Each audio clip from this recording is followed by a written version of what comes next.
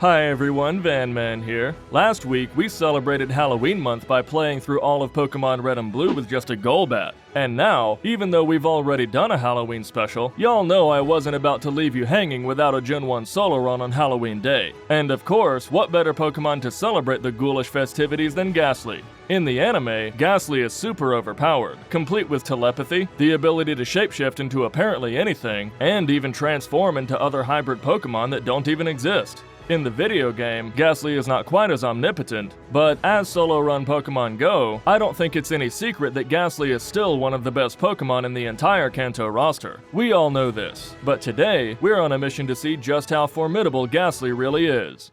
The full role set for this challenge is in the description below, but in summary, I can only use Gastly in battle with no battle items, I can't use any glitches or RNG manipulation, I must save before boss battles and then reset if I lose, and finally, Gastly's placement in our tier ranking will be determined by its real-world time spent completing the game while playing at 4 times speed. Now, if you're not familiar with exactly what makes Gastly so powerful in a Gen 1 solo run, there are a few reasons, the first being its excellent stats. For starters, 100 special and 80 speed are fantastic, especially for a pre-evolved Pokemon. And true, Gastly's attack and defense stats aren't the most impressive, but its low attack doesn't mean anything when we don't plan on relying on physical moves anyway, and its low defense doesn't mean anything because Gastly has such strong type matchups against all the types that deal physical damage anyway. In other words, the physical types in Gen 1 are normal, fighting, poison, bug, rock, and ground. Well, Gastly's ghost typing makes it immune to normal and fighting, and its poison typing makes it resist poison, meaning that in the early game, very nearly every Pokemon will not even be capable of damaging Gastly at all. And the other 3 physical types, bug, rock, and ground, just happen to be so rare in Pokemon Red and Blue that they are also not a concern.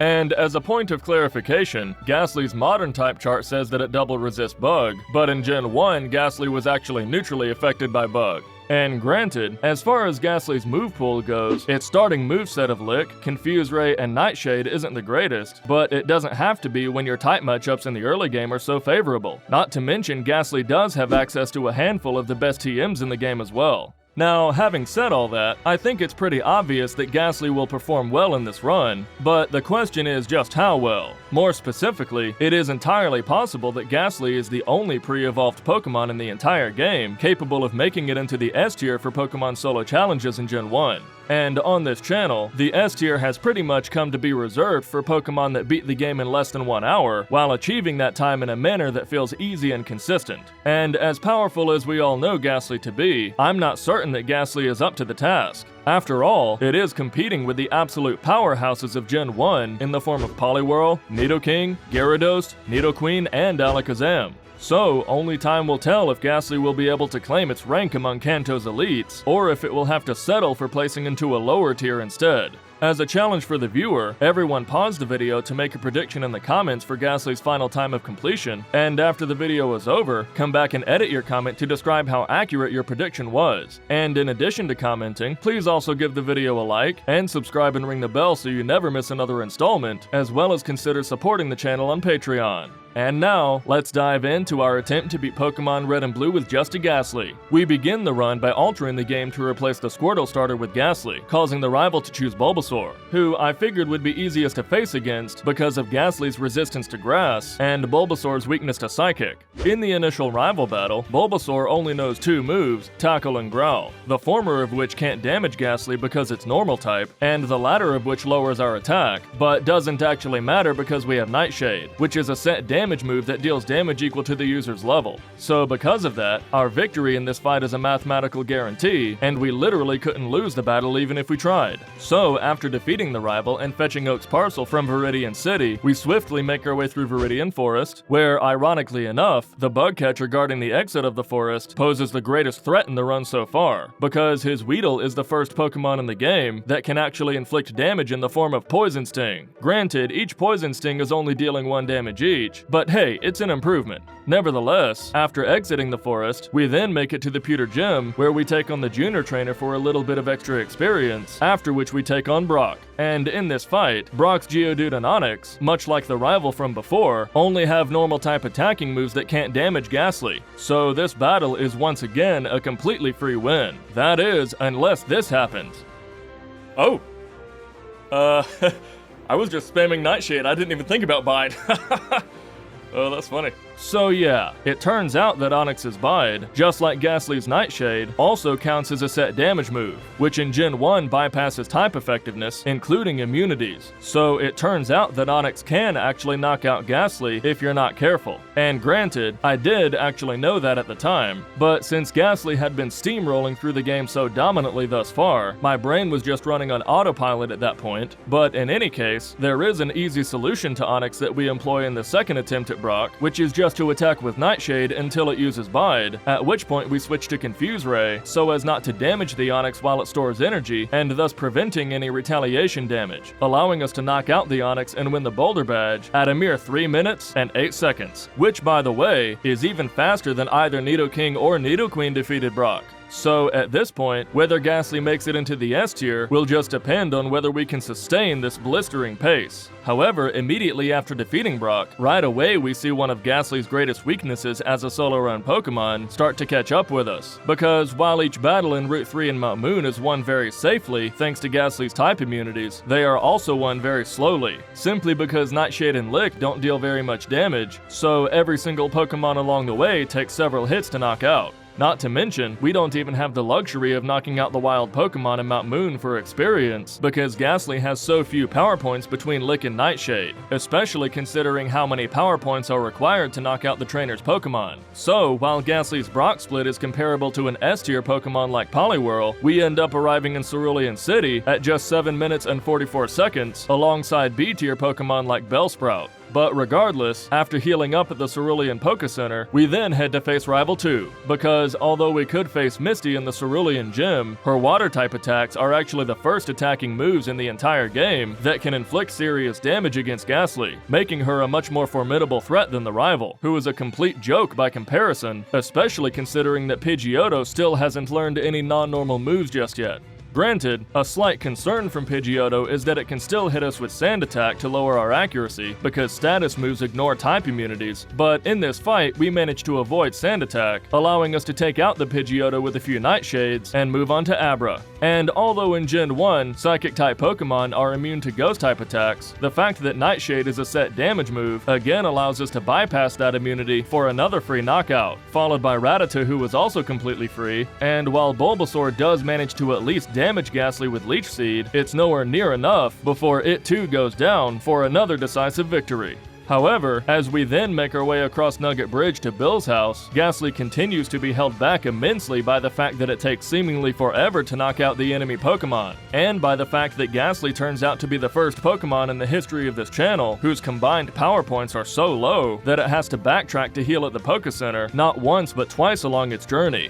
And yes, halfway across the route to Bill's house does lie a hidden elixir that we could use to restore our power points without backtracking, but just as a matter of principle, on first attempt playthroughs I like to save all the elixirs until later, just in case we need them for repeated attempts at the Elite Four, simply because elixirs are one of the few healing items in the game that can't actually be bought at a Pokemart. So once you've used the last one, there's no going back for more. But still, even though it eats up more time than we would like, Gastly obviously never runs into any real challenge across Nugget Bridge, allowing us to eventually make it to Bill's house, grab the SS ticket, and escape route back to Cerulean City where we take on Misty. And in this fight, although Staryu is weak enough that we can knock it out with a couple Nightshades, while Staryu just gets off a weak water gun before going down, Starmie actually turns out to be the first legitimate threat in the entire run for Gastly. Because while Gastly has excellent special, so does Starmie. Plus, Gastly doesn't actually resist water-type attacks. So, in an effort to hopefully mitigate Starmie's powerful attacking moves, we start by selecting Confuse Ray, but Starmie is fast enough that it outspeeds, with the most powerful move that it could possibly use, in the form of a devastating critical hit Bubble Beam to bring us all the way to yellow. Then Confuse Ray lands, and Starmie uses Water Gun to bring us to red, after which we use Nightshade to deal about a third.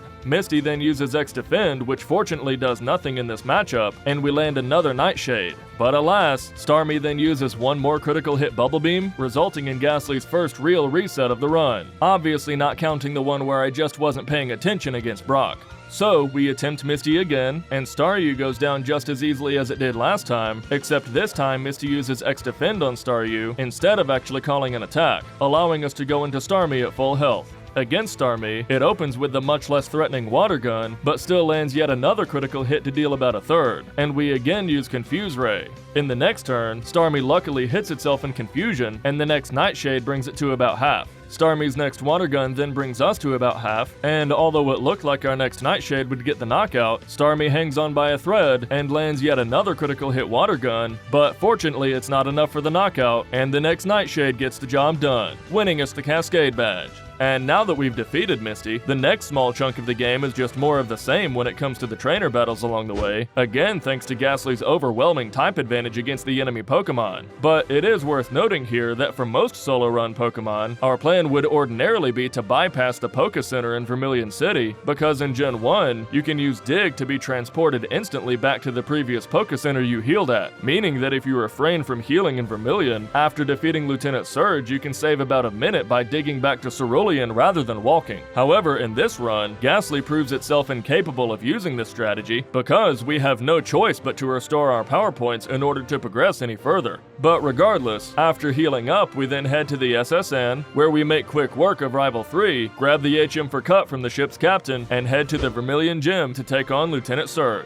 And in this battle, just like Misty, Surge's Pokemon actually pose a serious threat thanks to their ability to inflict neutral damage, coupled with their formidable special stat. To start, we open with Nightshade on Voltorb to deal just over half, and Surge uses an X-Speed. Then thanks to the X-Speed, Voltorb takes the initiative on the next turn with a Sonic Boom to deal about a third before going down to another Nightshade. Then against Pikachu we continue spamming Nightshade, but after the first attack brings Pikachu to yellow, it gets off a Thunder Wave. And even though we still take out Pikachu in the next couple turns no problem, that still doesn't bode well going into Raichu. So now, given our Paralysis Infliction, in a desperate attempt to play around Raichu outspeeding, and Gastly being potentially unable to attack, I decide to go for Hypnosis, but not before Raichu gets off a massive Thunderbolt to bring us to a quarter health. Luckily though, Gastly manages to spite both the Paralysis and Hypnosis's mere 60% accuracy, put Raichu to sleep, and spam Nightshade until it goes down, winning us the Thunder Badge. And now that we've won the Thunder Badge, you all know what's coming next, because upon Lieutenant Surge's defeat, he gifts us with one of the most powerful TMs in the game, Thunderbolt, an electric move with a whopping 95 power that also has a 10% chance to paralyze, which, after all this time, finally equips Gastly with a hard-hitting special move that we can use in the place of Nightshade to one-shot most anything that comes our way.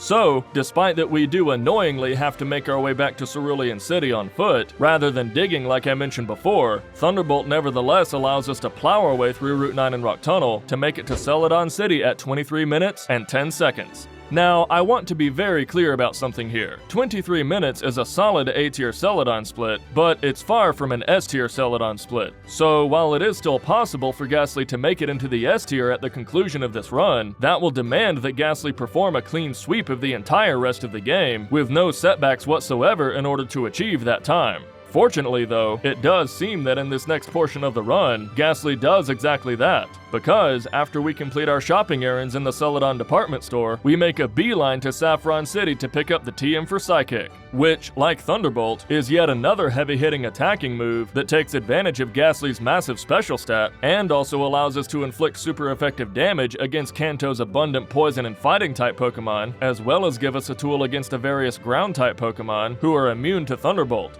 And now that we've acquired Psychic, our options are either to face Erica or Rival 4. And in this case, with Gastly's arsenal of Thunderbolt and Psychic at the ready, it doesn't actually make much of a difference which one we face first, because neither trainer actually poses a serious threat, so I more or less arbitrarily choose the rival. So now we fly to Lavender Town to face him next. And in this battle, it's here that the true power of Gastly's formidable stats and move pool start coming to bear, because neither Pidgeotto nor Gyarados stand a chance against the super effective Thunderbolt and go down in one hit. Then Growlithe is one-shot with Psychic, we put Kadabra to sleep and two-shot it with Thunderbolt, and finally Ivysaur goes down to a super effective Psychic as well, for one of the fastest and most painless victories of the run yet. However, even in spite of Gastly's seemingly overwhelming power, we do have to keep in mind that it is still a pre-evolved Pokemon with extremely weak defensive stats that could come back to bite us later in the game, particularly in the Elite Four. So, to make sure we're as prepared as possible, we do go ahead and very quickly make use of the super effective Psychic to knock out the various non-mandatory channelers in Lavender Tower to gain just a little bit of extra experience. after which we complete the Lavender Tower mission, acquire the Pokéflute, and head immediately to Cycling Road. And while on Cycling Road, we skip almost all of the optional trainers, with the exception of this one biker, simply because in all my experience of playing Pokemon, I found that this trainer just happens to be one of the most experience-rich battles in the entire game,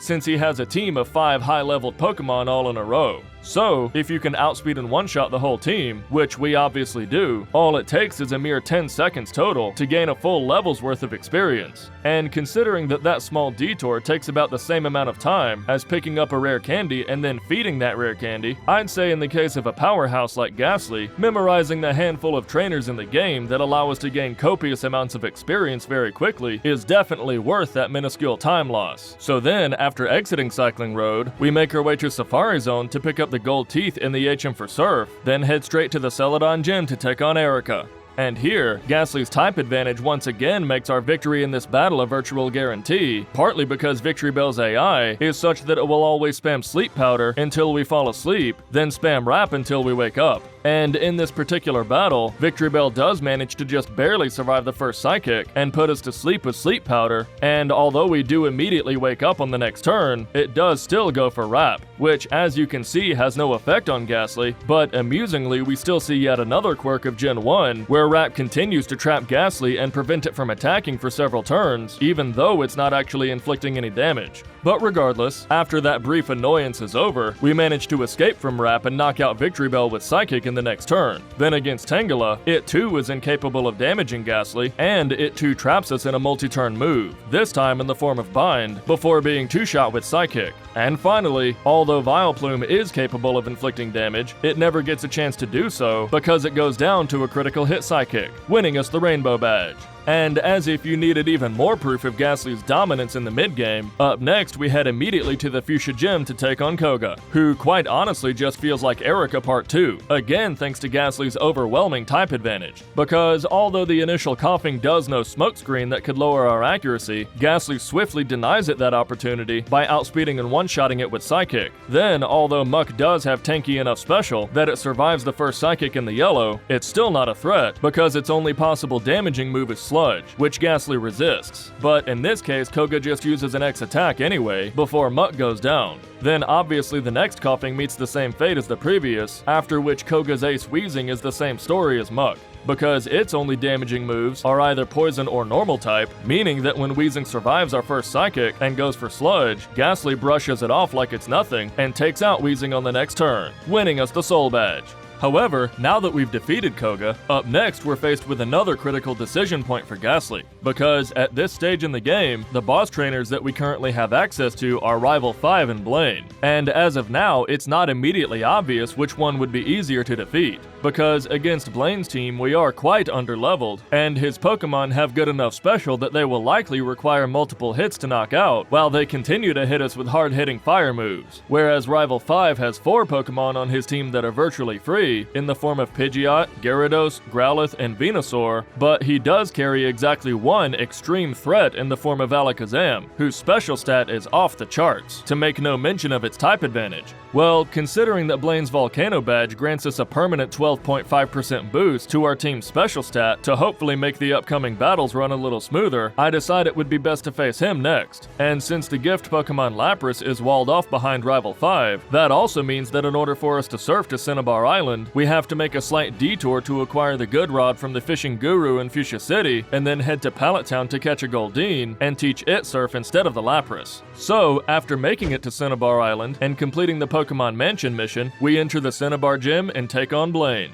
And although victory against 3 of Blaine's 4 Pokemon is by no means certain, we do at least get a free win against his opening Growlithe, because its good AI will cause it to spam Agility, reason being that it thinks the Psychic typing is super effective against Gastly's Poison typing, even despite that Agility is a status move that can't actually inflict any damage. So, a couple Thunderbolts later, and Growlithe goes down. Now out comes Ponyta, and our initial Thunderbolt brings it to yellow, but then Ponyta does exactly what I was most afraid of in the form of a critical hit Fire Spin, which is especially troublesome in Gen 1, because if the first turn of a multi-turn move crits, they all crit, allowing it to potentially rack up heavy damage. Fortunately though, this particular Fire Spin wears off after only 2 turns, and we take out the Ponyta with another Thunderbolt. Then, as if to demonstrate Gastly's excellent stats, we outspeed the Pokemon whose name is a literal portmanteau of the words Rapid and Dash, and deal about 1/3 damage with Thunderbolt. However, just like Ponyta, Rapidash goes for Fire Spin, but fortunately this time it gets its 30% chance to miss, after which another attack brings Rapidash to yellow, and Fire Spin again misses, allowing us to knock it out and go into Arcanine in green health. And now, in spite of being a full 6 points underleveled, Gastly still outspeeds, and deals about 1/4 to Arcanine before it uses Ember to bring us to just over half. However, after our next attack brings Arcanine to half, it goes for a devastating Fire Blast that leaves us hanging on at just a single HP. Then in the next turn we bring Arcanine to red health, and at this point, we are still slightly better than a coin flip to win, but it will require that Arcanine either use one of its normal moves in the form of Takedown or Roar, or get the 15% chance to miss with Fire Blast. So, moment of truth, it goes for Fire Blast, and it does indeed miss, allowing Gastly to survive and take out the Arcanine with one final Thunderbolt, winning us the Volcano Badge. So remember how back in Celadon, I said that Gastly would need to sweep the rest of the game if it wanted to have any shot at earning its place into the S tier? Well, so far, it does seem that Gastly has been more than capable of living up to that challenge. But as well as Gastly has been performing so far, up next in the run is a couple of back-to-back boss battles that could potentially throw a giant wrench in Gastly's entire game plan in the form of Rival 5 and Sabrina, specifically because both of those teams carry an Alakazam. And not only is Alakazam an offensive tank thanks to its massive special and type advantage like I mentioned earlier, but in addition to that, Gastly has no possible way to exploit Alakazam's one weakness in the form of its poor defense stat, simply because Gastly doesn't know any physical moves, and wouldn't have the attack stat to support it even if it did.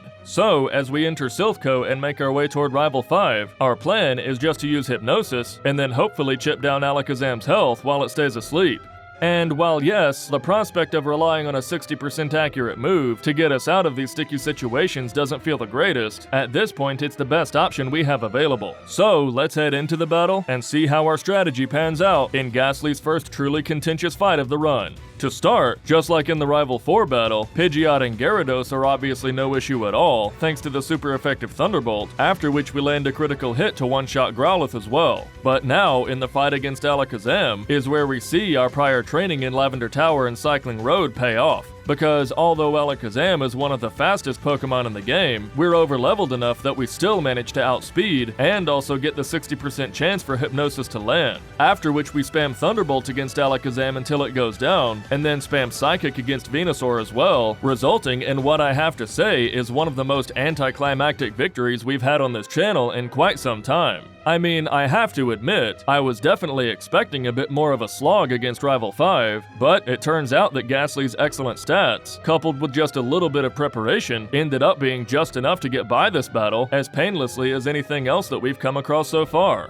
However, we're not out of the woods yet, because up next is Sabrina. And although the rival just now had a single Psychic-type Pokemon on his team, Sabrina has an entire lineup of Pokemon with powerful Psychic-type attacks at their disposal. So, needless to say, this battle will be an even steeper hill to climb than the previous. So, in preparation for Sabrina, since the fighting dojo is right next to the Saffron Gym, I go ahead and knock out all the trainers there, considering that, just like the handful of optional trainers earlier, these trainers are also very rich in experience, allowing us to spend all of a single minute gaining about a level and a half. After which we finally head into the Saffron Gym and face Sabrina. And here, our plan against Sabrina's Alakazam is exactly the same as it was for the rival's Alakazam. That is, put it to sleep with Hypnosis and then spam Thunderbolt. Except that this time, victory is even less likely than it was before, because we now have 3 other significant threats to get through prior to the Alakazam. So in Gastly's case, this battle really just boils down to how lucky we can get with Hypnosis. So to start, Sabrina leads with Kadabra, and since we're so overleveled that Thunderbolt will be a 2-shot, in this case, I don't even bother with Hypnosis, and we just spam Thunderbolt, the first of which deals just over half, but then, despite us being a full 7 points overleveled, Kadabra's retaliatory Psychic deals massive damage all the way down to 1/3 health, and that wasn't even a critical hit. So needless to say, I think I was right to be concerned about this fight, because now if Mr. Mime gets off even a single attack, it's lights out.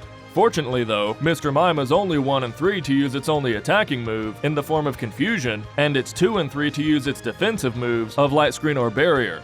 So, we begin with Thunderbolt to bring Mr. Mime to yellow, and luckily Mr. Mime does not use Confusion and instead goes for Light Screen, allowing one more Thunderbolt to knock it out. But now, as we head into Venomoth, this portion of the fight allows us to show off a little bit of tech that Gastly hasn't actually needed up until now, which is to put Venomoth to sleep with Hypnosis, and then restore our health back up to the green with the super effective Dream Eater, which Gastly learned by level up at level 35. However, even after the Dream Eater to knock out the Venomoth, victory against Alakazam is still far from a guarantee, because it's not entirely certain that Gastly can survive any of Alakazam's attacks, considering how much damage the lowly Kadabra inflicted just a moment ago. But regardless, Gastly's speed is still just barely sufficient to move first against the Alakazam, and we also luck out with a Hypnosis that successfully puts it to sleep. So now, all we have to do is spam Thunderbolt and hope that Alakazam doesn't wake up in time to retaliate. And indeed, 3 Thunderbolts is all it takes to get the knockout and win us the Marsh Badge.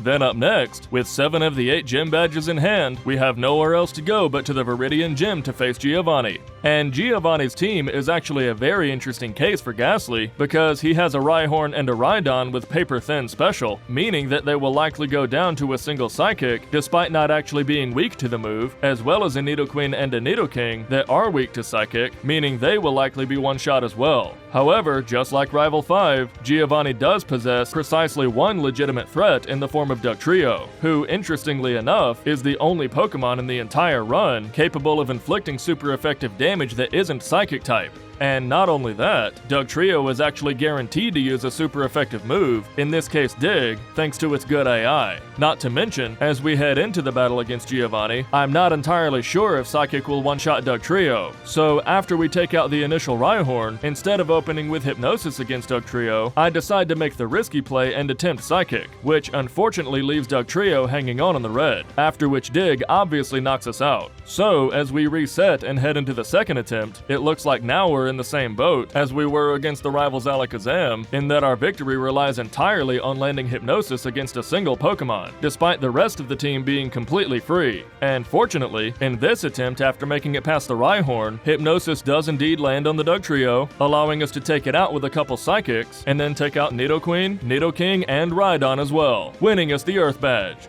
And now up next is the second to last boss battle of the run with an Alakazam on his team, Rival 6. And as much as I would like to build up suspense and tell you that we may or may not win this fight, just like I did with Rival 5 and Sabrina, I can't realistically do that here. Because as we kick off the battle, we get to employ a cheap trick that many of you will already be familiar with, which is that back in Saffron City we picked up the TM from Mimic, which is a move that allows the user to copy one of the opponent's moves for the remainder of the battle. And against Pidgeot, our strategy is to mimic its agility for the purpose of not only outspeeding the entire team, but also badge boosting our special stat to survive the eventual Alakazam's attacks. And not only that, Pidgeot's good AI will cause it to spam agility, just like Blaine's Growlithe from before, allowing us to mimic and then set up agility with total impunity, after which Pidgeot goes down, as does Rhyhorn, Gyarados, and Growlithe.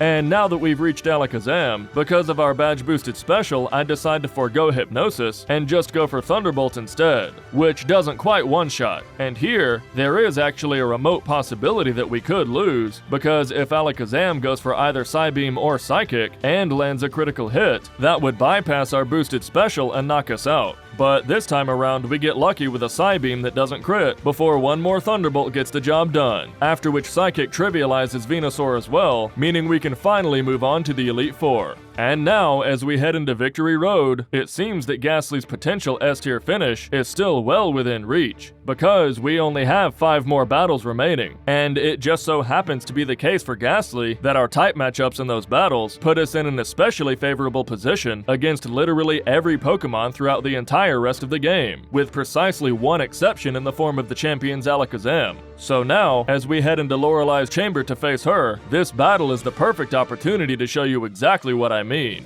To start, Dewgong is a free win because its AI will cause it to spam Rest, so although the first Thunderbolt doesn't knock it out, Dewgong heals back up to full, and we knock it out in the next 2 turns while it stays asleep. Then we one-shot Cloyster in the next turn, and yes, that critical hit did matter, but Cloyster wouldn't have been able to deal very much damage even if it had survived anyway. And now that we've made it to Slowbro, the rest of the battle is a complete cinch, because Slowbro's AI will cause it to spam Amnesia, granting us free reign to give it the Rival 6 treatment by mimicking and setting up Amnesia to buff up Gastly's special stat. And after our special is maxed out, that allows Thunderbolt to one-shot Slowbro, one-shot Jinx, and one-shot Lapras for the win.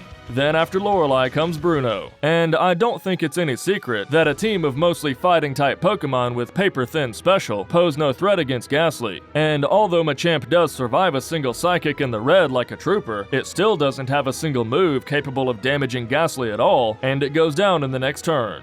Now, granted, up next we have Agatha, who, unlike Lorelei and Bruno, is actually not a totally free win. But we do still have a distinct type advantage thanks to the move Psychic. And although Agatha's opening Gengar does manage to put Gastly to sleep and hit us with a couple Nightshades before Gastly wakes up, Agatha's entire team still fails to damage us even a single time beyond that, as Gastly continues to sweep her team with Psychic one by one for yet another first attempt victory. And by the way, although I'd say that fight was a bit luckier than average, I do also want to mention that before that fight we did have access to the TM for Dream Eater that we picked up from Viridian City earlier in the run. So it's definitely possible that the correct play against Agatha was actually to employ Hypnosis and Dream Eater to make the battle even more consistent than it already was. But hey, we still claimed victory even in spite of that possible mistake. And now, as we head to face Lance, this battle is again, you guessed it, completely free. Because as we kick off the fight against Gyarados, it obviously has no chance of standing up to Thunderbolt, after which Lance has not one but two Dragonairs, whose AI will once again force them to spam Agility. And you know, it really is moments like this that make me realize that Poison-type Pokemon in Gen 1 don't get enough credit. Because as much of a liability as the poison typing is, thanks to the several powerful Psychic-type Pokemon in a Kanto playthrough, it sure does feel nice every once in a while to just sit back and abuse the mechanics of Gen 1 to their fullest capacity. And in this particular battle, not only is Gastly completely impervious to Lance's Dragonairs, but the same also applies to his Aerodactyl, because Aerodactyl only knows normal-type moves. And granted, it is technically mathematically possible for Aerodactyl to knock out Gastly with the confusion damage of Supersonic, and if anyone wants to calculate the odds of that happening and put it in the comments, you're more than welcome to, but for now, I'll just say the odds are close enough to zero that it's practically impossible, meaning that all we have to do is continue spamming Psychic against Aerodactyl for the knockout, followed by Dragonite, who, just like the Dragonairs, can't actually attack, allowing us to defeat Lance and move on to the champion at 57 minutes and 33 seconds, which leaves us just enough room to squeeze in under the 1 hour mark. However, a sub-hour run is only possible if the champion battle goes as smoothly as all the other Elite Four members have so far. So, as we head into the Champion's Chamber, this final battle alone will determine if Gastly can claim its spot in the S tier alongside the other powerhouses of Gen 1, or if it will come just shy and be resigned to an A tier finish instead. Well, only one way to find out. Let's do this. To start, Gastly's formidable special coupled with the type advantage of Thunderbolt allows us to knock out the Pidgeot in one hit, after which we face against the final Alakazam of the game. And here, our plan is exactly the same as it was against the other couple Alakazams possessed by Rival 5 and Sabrina, which is to put it to sleep with Hypnosis, but in this battle the less than perfect accuracy of Hypnosis finally catches up to us with a miss. And now that Alakazam has a chance to retaliate, it's 1 and 3 to use Psychic, which will probably knock us out, 1 and 3 to use Psybeam, which probably won't knock us out unless it crits, and 1 and 3 to use Reflect, which does nothing in this matchup. So, moment of truth. It goes for Reflect, giving us another turn to use Hypnosis. Well, thankfully the second Hypnosis lands, and Alakazam stays asleep for the rest of the fight, allowing a handful of Thunderbolts to get the knockout. And at this point in the battle, we can now breathe one final sigh of relief, because the remaining 4 Pokemon on the Champion's team pose so little threat that now the only thing there is left to be done is run out the clock, because Rhydon doesn't know any moves that can damage Gastly, allowing us to spam Psychic for the knockout, after which Gyarados meets exactly the same fate as all the other Gyaradoses we've come across so far. Then up next, the only one of Arcanine's moves that can damage Gastly is Ember, and even though it does land a few Embers to bring Gastly to yellow, and also annoyingly waste a little bit of time by using a full restore, nevertheless, a few Thunderbolts is enough to take out the Arcanine. And finally against Venusaur, I did unfortunately make a little bit of a mistake, because I actually forgot to heal Gastly's power points before this battle. So because of that, we do have to waste some time putting Venusaur to sleep, after which we use our one remaining Psychic power point and then spam Thunderbolt. But still, Venusaur again poses no actual threat, and a few turns later, we knock out the Venusaur as well, making us champion of the Pokemon League. Results. Gastly completed the game in 3 hours and 53 minutes game time, 59 minutes, and 21 seconds real time. Conclusion. Although I haven't definitively proven this, I think I'm safe in saying that Gastly is easily the most powerful first stage Pokemon in the entire game. For starters, its typing just matches up so well against virtually every opponent, being immune to the most common physical moves, while having high enough special to tank the most common special moves, and having just enough type coverage in its TM move pool to deal heavy damage against almost every Pokemon in the run. Not to mention its poison typing gives it a free pass against any Pokemon that knows Agility, Rest, or Amnesia. In fact, Gastly's typing is so incredibly busted that there are only 4 Pokemon in the entire game whose typing presents a legitimate threat against Gastly. Form of Rival 5's Alakazam, Sabrina's Alakazam, Giovanni's Dugtrio, and the Champion's Alakazam. And even then, Gastly is fast enough that we could reliably use Hypnosis to overcome that small handful of scenarios where Gastly's typing fell short. Realistically, the one single aspect of Gastly's run that held it back even slightly was its weak and narrow move pool in the early game prior to Lieutenant Surge, thereby slowing down the battles and also forcing us to heal quite often at the Poké Center. But then, after Lieutenant Surge gifted us with the TM for Thunderbolt, from that point forward, it was smooth sailing for the rest of the game, all the way through to the champion. And on top of that, I even played this run quite conservatively, doing lots of extra training when Gastly probably didn't even need it, not to mention I also made lots of time-wasting mistakes that I didn't mention in the moment. For example, I forgot the bike and had to backtrack to Cerulean, I forgot the TM for Psychic and had to backtrack to Saffron, and when I went to catch a surfing Pokemon, I realized I forgot the Pokeballs and had to backtrack to Celadon. So, the fact that I played this particular run especially slowly and still squeezed in just under the hour mark is just that much more of a testament to Gastly's power. So, where does that leave Gastly's tier ranking? Well, I don't think it will surprise you that, thanks to Gastly's overwhelming type advantage, stat distribution, and powerful moveset, giving it just the right tools to overcome any challenge that came its way, Gastly has earned its place into the S tier for Pokemon Solo challenges in Gen 1, just below Poliwhirl. And although it does sit at the very bottom of the S tier, it is the S tier nonetheless, showing us that, as far as first stage Pokemon go, Gastly really is the gold standard. I hope you all enjoyed today's Halloween bonus episode as much as I did. Although I love challenging myself by playing the game with weaker Pokemon, every now and then it's nice to just sit back and watch a powerhouse like Gastly dominate the Kanto region with no real struggles to speak of. If you enjoyed this type of content, don't leave this video without giving it a like, subscribe if you haven't already, and ring the bell so you never miss another installment, and also consider pledging on Patreon. Link in the description. See you next time, everyone. Take care.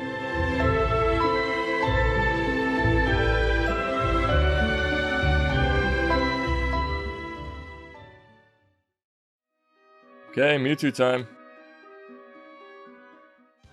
Let's see if we can keep this thing asleep.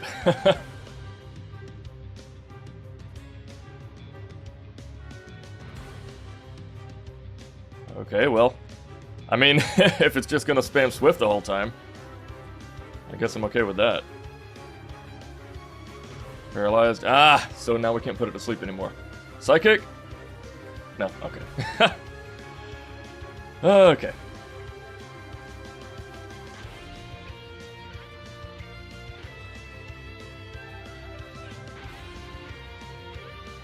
I mean, as long as we can avoid Psychic, that's pretty much all we need.